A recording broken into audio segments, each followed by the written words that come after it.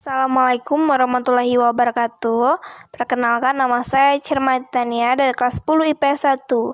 Saya akan menjelaskan materi bab 1, yaitu pengetahuan dasar geografi. Di sini saya akan lebih fokus kepada konsep esensial geografi dan contoh terapannya. Ilmu geografi memiliki 10 metode konsep esensial dasar, yaitu sebagai berikut. Yang pertama, konsep lokasi. Konsep lokasi menjadi ciri khusus ilmu geografi. Secara pokok, konsep lokasi dibedakan menjadi dua, yaitu lokasi absolut dan lokasi relatif. A. Lokasi absolut. Lokasi ini menunjukkan letak yang tetap terhadap sistem grid atau koordinat.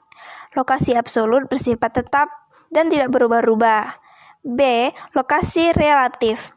Sering disebut lokasi geografis. Lokasi relatif sifatnya berubah-ubah dan sangat berkaitan dengan keadaan sekitarnya. 2. Konsep jarak. Jarak sebagai konsep geografi memiliki arti penting dalam kehidupan sosial, ekonomi, maupun kepentingan pertahanan. Jarak mempunyai faktor pembatasan yang bersifat alami, meskipun arti pentingnya bersifat relatif sejalan dengan kemajuan kehidupan dan teknologi. Konsep keterjangkauan. Keterjangkauan berkaitan dengan kondisi medan atau adanya tindakan sarana angkutan dan komunikasi yang dapat dipakai sehingga keterjangkauan tidak selalu berkaitan dengan jarak. 4. Konsep morfologi.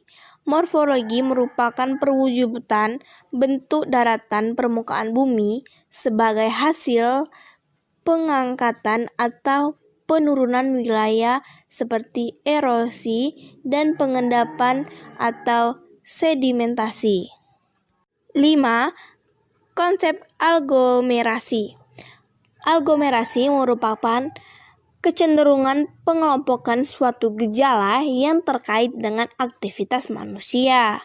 Misalnya, pengelompokan kawasan industri, pusat perdagangan, dan daerah permukiman. 6. Konsep pola. Pola berkaitan dengan susunan, bentuk, atau persebaran fenomena dalam ruang muka bumi, baik fenomena yang bersifat alami maupun fenomena yang bersifat budaya.